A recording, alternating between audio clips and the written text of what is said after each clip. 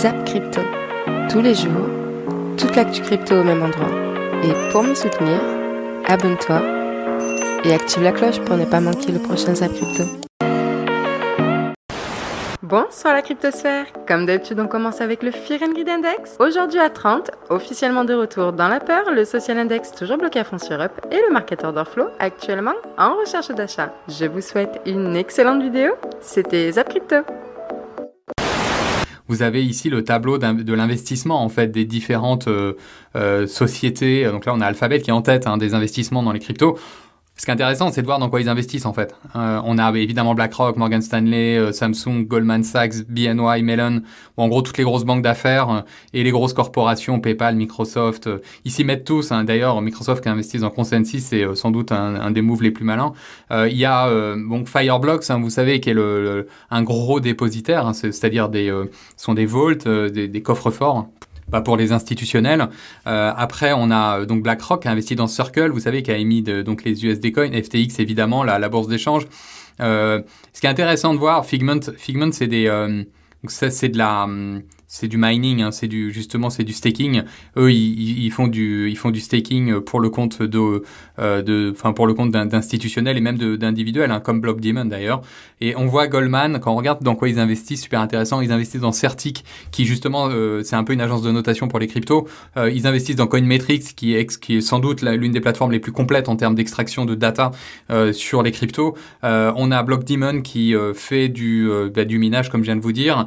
On a Encourage Digital qui est aussi une plateforme d'accès aux cryptos, de trading concrètement. Alors qu'est-ce que vous avez là? Vous avez finalement tout ce qu'il faut pour faire un desk de trading. Donc concrètement, Goldman, c'est ce qu'ils vont faire. Évidemment, Morgan Stanley aussi, ils sont en train de constituer leur desk de trading, c'est tout. C'est ce qui va se passer. Il faut complètement ouvrir les yeux. BNY Mellon, pareil, avec Fireblocks pour le dépositaire. Ça correspond quasiment à Encourage. Coinmetrics aussi. Enfin, c'est super intéressant. Je pense qu'ils sont tous en train de se préparer au trading, en fait, à cette nouvelle classe d'actifs. Et donc, voilà, ça me fait toujours un peu rigoler, moi, quand on dit que les cryptos sont un peu de paille. Ne vous laissez pas convaincre que les cryptos sont là pour rester, c'est évident, et ça devient une nouvelle classe d'actifs. Je voulais maintenant vous parler d'Ethereum PAO, donc le fork des mineurs d'Ethereum qui ne veulent pas passer en proof of stake, donc qui veulent rester sur le minage, tout simplement cette solution qui consomme plus que le proof of stake en termes d'électricité. Même si je suis pas en train de dire que ça consomme trop le minage, c'est pas le sujet. En fait, ils sont en train de vouloir faire quelque chose qui est assez hallucinant.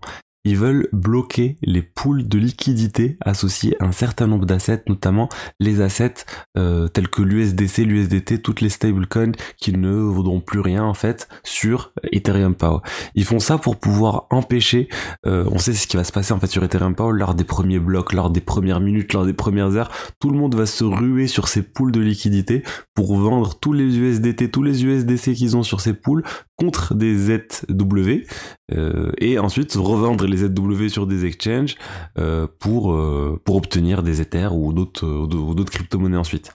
Donc ils veulent un peu limiter la casse Ethereum PAO et bloquer tout ça. Les gens disent c'est pas du tout décentralisé et effectivement c'est pas décentralisé. Ils sont en train de faire une fork en fait. Ils sont en train de s'éloigner en fait grandement de l'Ethereum en mode proof of work, proof of stake. Ils sont en train de recréer en fait une nouvelle chaîne. Il y a un nouveau chain ID. Il y aura un certain nombre de pools bloqués. Il y aura pas de IP 1559, donc les frais de transaction ils rentrent directement dans un wallet sous contrôle des mineurs. Il y a plein de choses qui sont en train de changer. C'est vraiment en train de se transformer en une altcoin classique et c'est plus vraiment l'Ethereum qu'on avait ou l'Ethereum simple en mode proof of work sans aucun autre changement. C'est vrai, ça va vraiment très loin et moi j'ai clairement pas je vous l'ai déjà dit, je ne crois pas en l'avenir de cette chaîne et clairement je vais vendre aussi mes Ethers EW au lancement ou un peu après quand j'en aurai l'opportunité. Et d'ailleurs, en parlant du fonctionnement au proof of stake de la blockchain Ethereum, avec les récents événements sur Tornado Cash, il y a un débat dans la communauté Ethereum concernant la centralisation des nœuds de validation et la potentielle censure qui pourrait arriver par l'OFAC.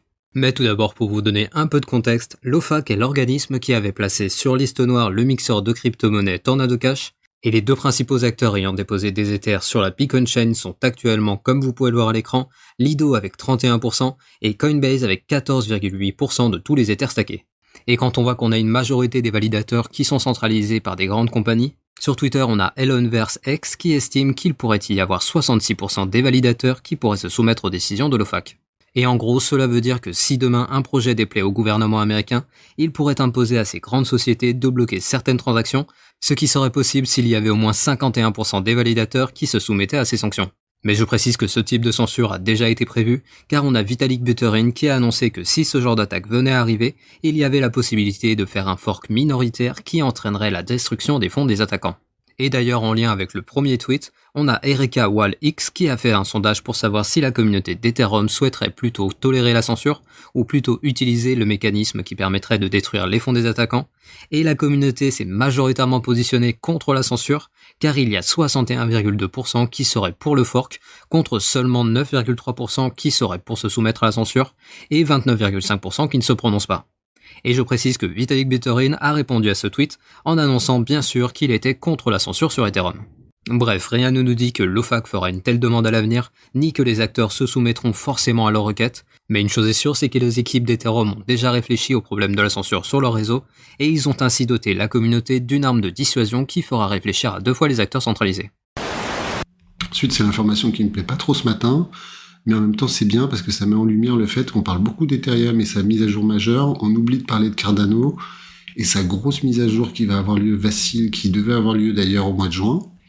Début juillet, ils ont annoncé qu'ils étaient en testnet, qui démarrait, et là, mine de rien, après c'est leur approche, c'est une approche très scientifique, de recherche et tout ça chez Cardano, ils ont décidé pour l'instant de ne pas livrer, et pour l'instant la date cible, c'est pour fin août.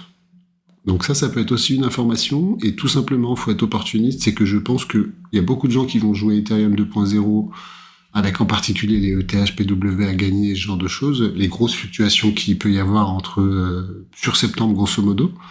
Je pense que de la même manière, il y a peut-être quelque chose à jouer, on en reparlera fin août, s'ils tiennent leur délai, ou peut-être juste avant, mais je pense qu'il y a un petit coup à jouer aussi avec Cardano. Pour l'instant, plutôt une mauvaise nouvelle, parce qu'ils reportent légèrement, on parle de fin août pour l'instant.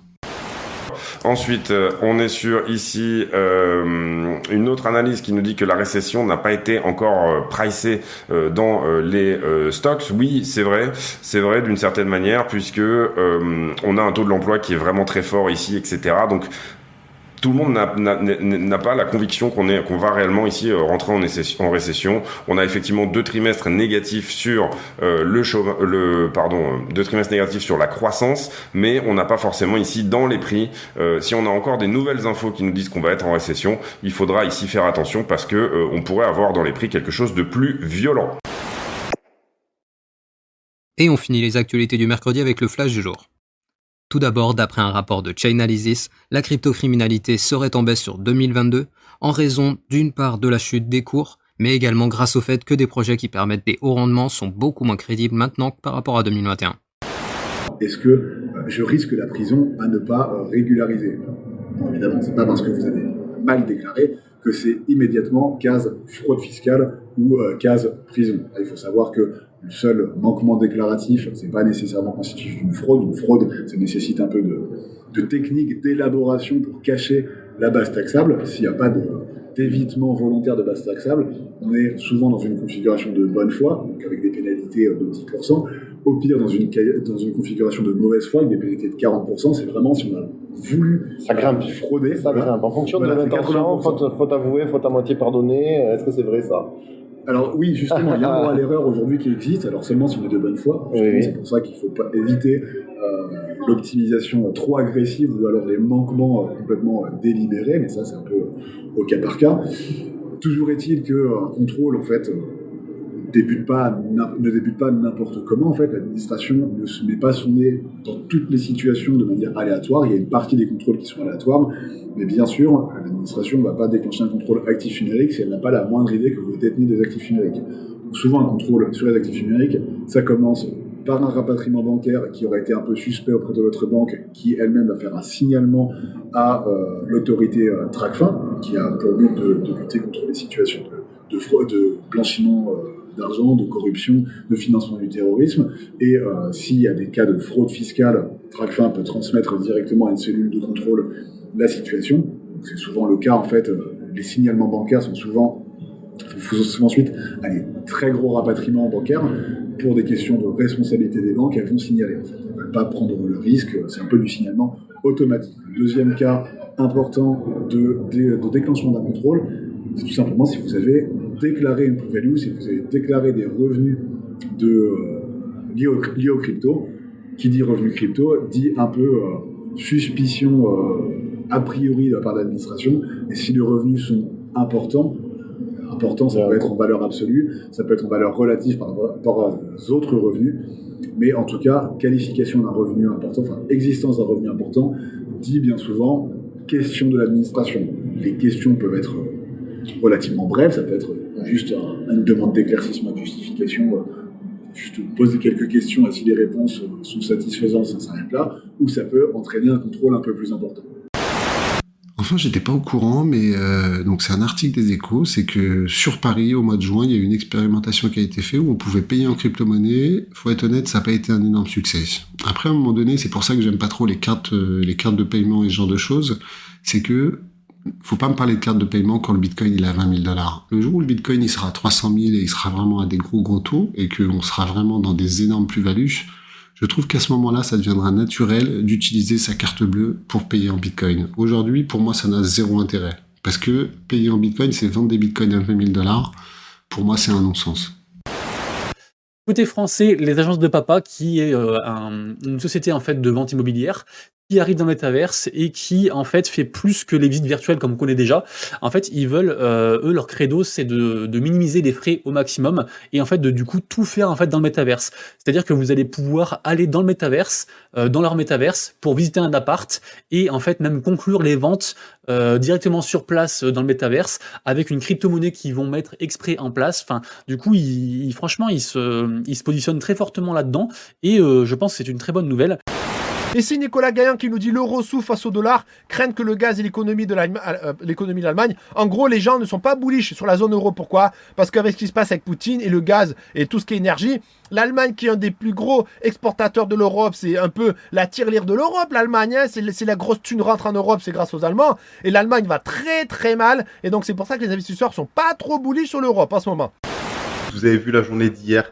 Les marchés ont bien baissé, alors c'était prévisible en général quand on a une annonce du FOMC ou quoi, on a des fois les marchés qui décalent parce que justement on se dit au cas où on prend des bénéfices. Donc c'est un petit peu ce qui s'est passé et finalement Jérôme Powell est intervenu à 20h et là les marchés ont eu une première réaction un petit peu haussière pour ensuite revenir se stabiliser sur des plus bas. Alors pourquoi en réalité ? Qu'est-ce qu'il nous a dit ? Il nous a dit rien de plus en fait. Même lui, je pense qu'il est perdu parce que concrètement, on sait qu'il veut combattre l'inflation. Donc merci Jérôme, c'est tout à son honneur. Et de l'autre côté, il veut pas non plus être trop agressif pour pas qu'on fragilise trop l'économie. Donc en fait, il est en train de nous expliquer qu'il va y avoir d'autres hausses de taux, mais qu'elles seront peut-être pas si significatives et qu'il y aura peut-être des pauses en fait pour justement voir les politiques qui ont été mises en place et comment elles réagissent. Parce que vous savez que quand on met des choses en place, eh bien, il va falloir dans l'économie compter à peu près 4 mois, 6 mois avant d'avoir une réaction. Et donc, pour l'instant, aujourd'hui, on commence à peine à voir sur quelques chiffres ceux qu'on a finalement mis en place il y a quelques mois en arrière. Donc, il ne faudrait pas qu'il soit trop, qu'il ait une politique qui soit trop dure pour que peut-être dans un an, bien l'économie vacille. Donc c'est ce qu'il a un petit peu voulu nous faire comprendre, et c'est pour ça que finalement les opérateurs restent un petit peu le cul entre deux chaises, parce qu'on se dit est-ce qu'on n'est pas un peu monté trop haut, et de l'autre côté on se dit les plus bas c'était peut-être la dernière fois et c'était peut-être l'opportunité. Donc au final on est là, on hésite, et c'est pour ça qu'on voit ce genre de réaction sur les marchés. Ce qu'on a retenu des minutes du FOMC meeting, c'est que effectivement ils n'ont pas l'air d'être motivés pour changer leur fusil d'épaule, ils vont continuer dans la même direction, c'est-à-dire une hausse de taux. Donc on peut s'attendre largement à une hausse de taux de 75 basis points lors du mois de septembre, sauf changement drastique au niveau des chiffres économiques, point barre. Et le reste, on verra au fur et à mesure. Comme d'habitude, ce ne sont que des interprétations de ce que M. Powell a dit, en l'occurrence a écrit dans les minutes du FOMC meeting, même si c'est pas lui qui les a écrits de toute manière. Donc du coup, on ne se prend pas trop la tête. Néanmoins, le marché, ça lui a suffi pour baisser hier. Ça lui a suffi parce que finalement, on s'est dit, ouh là là, mais alors finalement, la Fed n'est plus vraiment notre ami. Oui, c'est notre amie, elle veut essayer de freiner l'inflation, c'est sa priorité. La priorité de la Fed aujourd'hui n'est pas de faire remonter le Nasdaq à 14 000 ou à 15 000. La priorité de la Fed, c'est déjà de ralentir l'inflation. Il faut arrêter de mettre les choses dans le mauvais ordre. Donc voilà, pour l'instant, les minutes ont freiné le marché. Et hier, on s'est souvenu tout d'un coup qu'on pouvait baisser. C'est fou, hein, on avait perdu ses habitudes puisqu'on pensait que le marché n'était fait que pour monter depuis quelques semaines. Et non, on peut encore baisser. Alors, on a baissé. On a relativement baissé assez fort en Europe. On a moins baissé aux États-Unis. En tout cas, on s'est bien récupéré en fin de séance. Mais c'est toujours les mêmes préoccupations. L'inflation, l'économie, quid de la suite, que va-t-on devenir et est-ce qu'on va tous mourir et dans quel horizon temps. Donc là, voilà, SP500, on a la charte un peu mieux, tu vois, on est vraiment sur grosse résistance. Donc là, est-ce que l'SP500, il va s'enfoncer, faire bam les enfers et les cryptos pareil, bam les enfers et le dollar, bam, tout en haut? C'est possible. C'est possible, on verra un peu demain, après-demain, jeudi, vendredi, on aura la première réponse de la bourse par rapport à la minute de la Fed et les cryptos suivront. On va regarder rapidement un petit peu ce qui se passe ici sur Ichimoku. Ichimoku, on voit qu'on a bien été rejeté, classiquement, sur lequel on peut prendre appui ici, voire sur le bas du Kumo. On n'a pas trop de marge au niveau de la LS pour descendre, donc il va falloir retester. Je pense qu'on va retester le Kumo supérieur, d'où ce que je vous explique, c'est une confirmation ici. Donc c'est une petite baisse, prendre appui et repartir à la hausse pour réessayer de casser ce Kumo LS. Donc là c'est une vision plus Ichimoku, mais qui correspond un petit peu à la vision que j'ai d'order flow. Et si on regarde ici le momentum qui est en train de se faire, donc qui est un momentum daily, je vous l'ai pas montré, mais qui est en train de se structurer. On est vraiment dans une structure, mais ce qui me gêne un petit peu, c'est que on est quand même sur quelque chose au niveau du momentum, du RSI, qui est quand même un petit peu baissier, sur lequel là on devrait avoir une chute du momentum qui va se faire. Pour aller chercher potentiellement un niveau, mais c'est pareil en daily, si on regarde bien, on va agrandir un petit peu, tac, on est sur quelque chose qui est pas forcément, on va bien replacer, mais qui est pas en canal descendant, d'accord, on a une compression du momentum en daily qui globalement a commencé en octobre 2021, avec notamment la chute de janvier, donc classique, donc l'accélération haussière, la dernière accélération du pump, la première baisse qui a été effectuée, et on voit que depuis on est dans une forme de compression du momentum sur lequel on pourra avoir un momentum qui baisse assez peu pour aller retester et voir potentiellement break. Pour avoir un retour haussier, il faudrait qu'on ait un momentum qui recasse la hausse pour montrer qu'on a justement un positionnement fort. Bon, on est quand même relativement loin. Il y a quand même de sacrés signaux de faiblesse, on en a déjà parlé, il y en a de nouveau, de nouvelles divergences baissières, donc c'est pas forcément hyper bullish. Il y a également le biais institutionnel qui pourrait être bearish dans les prochains jours si on reste sous les moyennes ici. Donc là, c'est une EMA 9 et une EMA 18. Quand ça croise de façon bearish, c'est un signal baissier tout simplement. Et ensuite, si on a un rebond et un nouvel échec pour aller faire un nouveau sommet, on aura un changement de dynamique. Et donc ça sera une information bearish. On a aussi une dynamique qui est plutôt favorable à une accumulation de liquidités au sud, c'est-à-dire en gros des creux ascendants et des sommets ascendants ici, mais des sommets légèrement dépassés. Donc en gros les vendeurs se font chasser, mais ça donne pas forcément de mouvement haussier, donc ça faut y prêter attention. On avait parlé des spreads, si vous vous souvenez lors du précédent brief, qui eux indiquent du pessimisme, et donc il y a deux interprétations, soit du déni ou un manque de demande. Donc c'est soit l'un soit l'autre. Si c'est un manque de demande, on va le voir, puisque la dynamique va s'inverser. Si c'est du déni, on aura une accélération des prix. Donc c'est pour ça qu'il ne faut pas crier bearish trop vite ou bullish trop vite, parce qu'en fait le marché, là, il est en train de se préparer pour choisir en fait si il va aller nettoyer tous les creux ascendants. Et si c'est le cas, il y aura de grandes chances de retrouver dans les prochaines semaines du Bitcoin entre 19 et 20 000. Et là, ça serait probablement une bonne opportunité. Est-ce que techniquement, on a confirmé un bottom ici? Pour l'instant, non. Par contre, si on a un rallye baissier comme ça, et qu'après on a ça, là on aura probablement confirmé le bottom du Bitcoin et on reverra plus de Bitcoin sous 17 600 $ très très probablement. Sur le court terme, le haut pan intérêt nous annonce des boules piégées puisque là c'était le 17, gros pic à la hausse, on avait annoncé un petit signe de force ici sur le spot, après le petit pump ici, et depuis ici, qu'est-ce qui se passe ? Il n'y a que des ordres qui s'ouvrent, aucun ordre qui se ferme, ou très peu. Ça signifie que les boules qui sont pertes ne ferment pas leur position. Le Funigrat est légèrement négatif, mais on est sur du neutral. Le long short ratio, regardez ça, c'est terrible, 67% de longueur overrun Binance, malgré le petit crash qu'on a eu hier soir là, et ça fait que monter, 67% c'est terrible, même 68%. Le petit signal boule caché, ça se passe chez les CVD spots. Ligne bleue, joli support, ici support. Et à partir de ce niveau-là, les spots refusent de vendre très légèrement et après hop ça remonte au-dessus et là on est de nouveau plus ou moins sur ce niveau de ligne bleue. Donc là on voit clairement que ceux qui ont fait le BC prix ici sont les futurs, ce sont pas les spots. Mais malgré ce bear market, regardez ce qui vient de se passer aussi. On a un Bored Ape qui vient d'être vendu pour 1,5 million de dollars, un Bored Ape doré. Donc c'est parmi les Bored Ape les plus rares, on peut le voir ici. C'est le Ape 5383,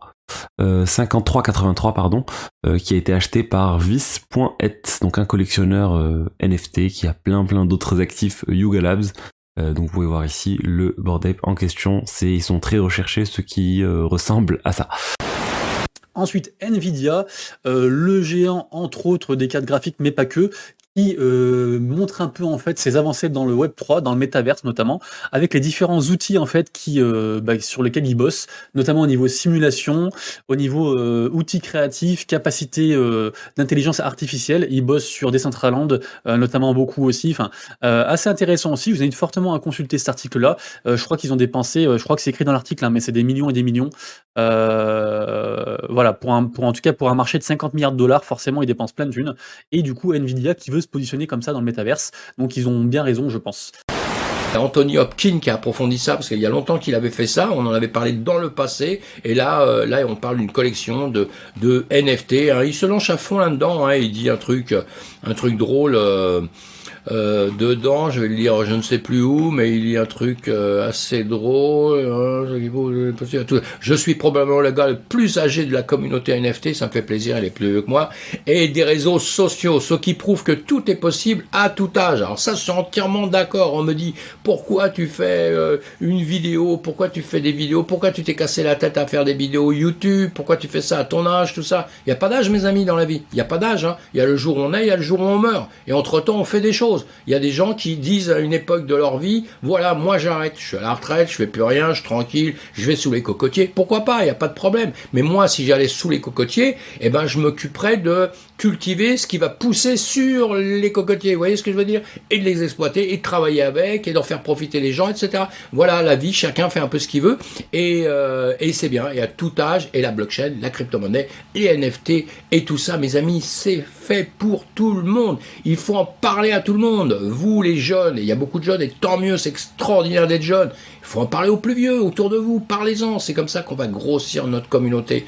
C'est pas un petit truc privé qu'on a, c'est pas un petit truc privé où on peut juste faire les malins entre nous à quelques-uns. Non, pas du tout. Nous sommes dans une grande communauté. Un truc qui va exploser un jour avec des projets qui sont extraordinaires. Je parle crypto, NFT, Web3, blockchain, évidemment, on l'a compris, métaverse par la suite. Extraordinaire. Vous vivez des choses extraordinaires actuellement. Profitez-en, mes amis. Allez, je continue d'avancer parce que je pourrais parler pendant des heures, vous savez. Dans cette vidéo, je vais vous expliquer tout ce que vous devez savoir avant de jouer à Axie Infinity Origin. Elle est vraiment dédiée aux débutants qui s'intéressent pour la première fois au projet et qui n'y ont jamais joué, qui veulent savoir ce qu'est un Axie, ce qu'est Axie Infinity Origin, comment créer son compte, acheter des Axies, etc. Mais je vais pas par exemple aborder toutes les mécaniques de jeu, ça viendra dans une prochaine vidéo. Alors premièrement, qu'est-ce qu'Axie Infinity Origin ? Eh bien il faut savoir que jusqu'en début 2022, on jouait à un jeu qui s'appelait Axie Infinity, qu'on appelle aujourd'hui Axie Infinity Classic, qui ressemblait à ça, et l'équipe du jeu a décidé de sortir un nouveau jeu, donc vraiment revu de A à Z. Tout ce qu'on a appris dans Axie Infinity Classic n'est plus valable dans Axie Infinity Origin.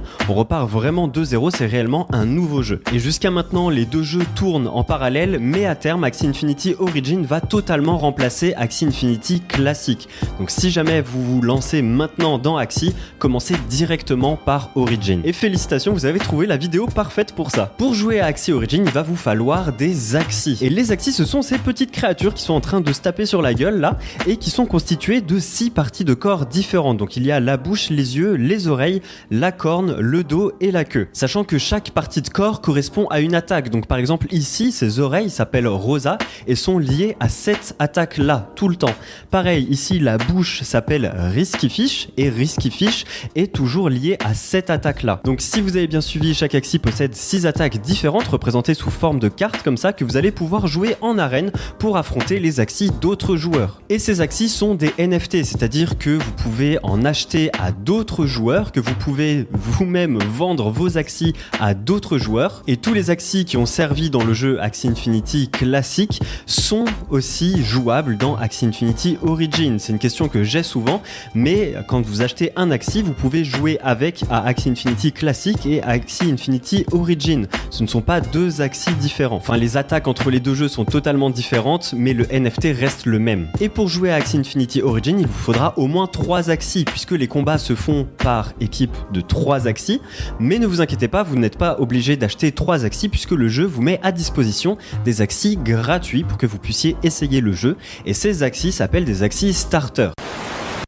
Ensuite, on a Recure qui s'associe à Emoji, donc Emoji la marque officielle, pour faire du coup des NFT. Ça sortira, c'est pas pour tout de suite, hein, mais ça sortira courant cette année-là en fait. C'est marqué là en septembre, le 22 septembre exactement. Et du coup, donc c'est des emojis, donc voilà, ils disent en exclusivité l'emoji caca doré. Voilà, donc c'est les emojis qu'on connaît en fait sur téléphone, les trucs qu'on utilise tous les jours, qui du coup seront sous forme de NFT. Donc affaire à suivre, mais j'imagine que quand des grosses marques comme ça s'associent et qu'en plus ça parle aux gens, ça risque de marcher. Donc pourquoi pas mettre un petit billet. Alors, ce zap t'a plu? Dis-moi en commentaire quelle est l'actu qui t'a le plus intéressé. Et si tu as manqué les actus d'hier, retrouve juste ici le zap crypto de la veille.